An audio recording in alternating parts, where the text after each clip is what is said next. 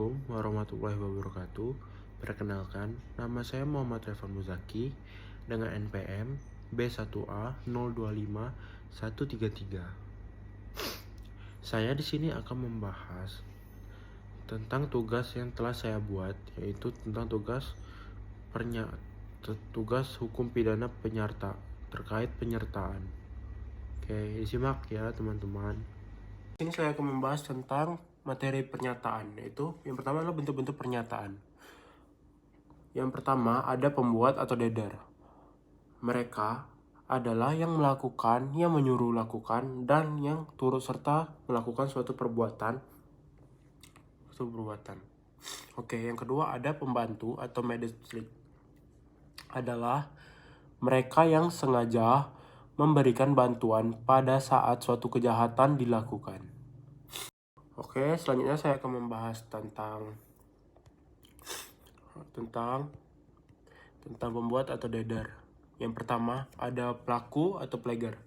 Adalah orang yang melakukan sendiri perbuatan yang memenuhi rumusan delik.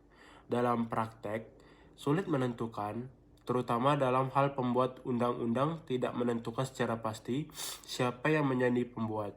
Maksudnya dalam membedakan pembuat dan pelaku.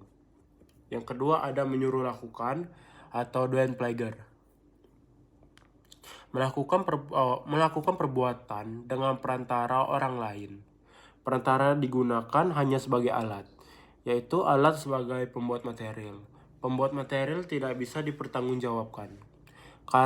Karakteristik do and plagiar ini ada dua, yaitu yang terlibat, yaitu pembuat langsung manus mensitra atau autor psikus, dan pembuat tidak langsung atau manus domina atau autor intelektualis. Oke.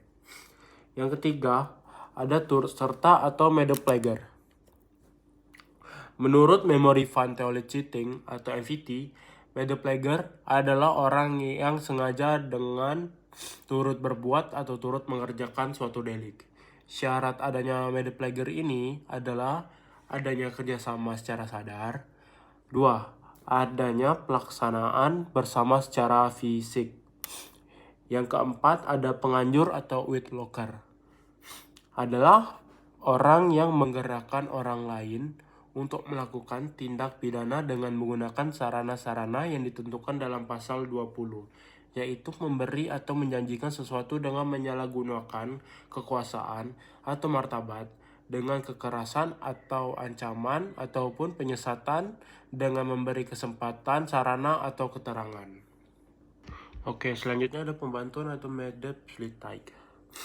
Pembantuan bersifatnya aksesorir, artinya untuk adanya pembantuan harus ada orang yang melakukan kejahatan.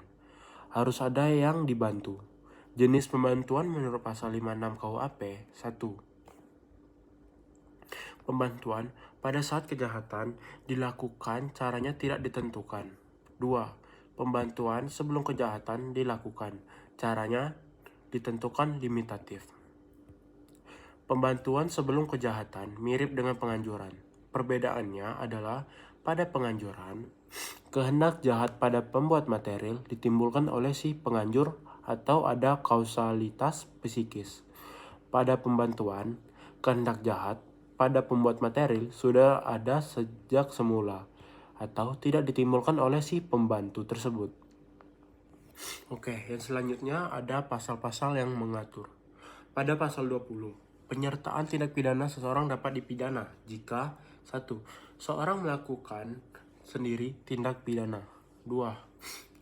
Menyuruh orang lain untuk memakai alat untuk melakukan tindakan pidana. 3.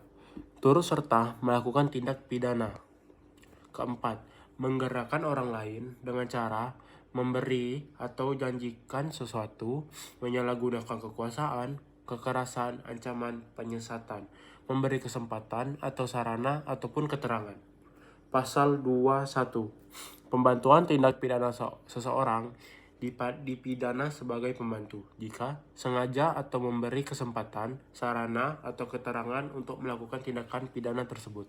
Sekian, terima kasih karena telah menyimak tentang presentasi materi hukum pidana saya yang bertema tentang terkait penyertaan. Oke. Wassalamualaikum warahmatullahi wabarakatuh.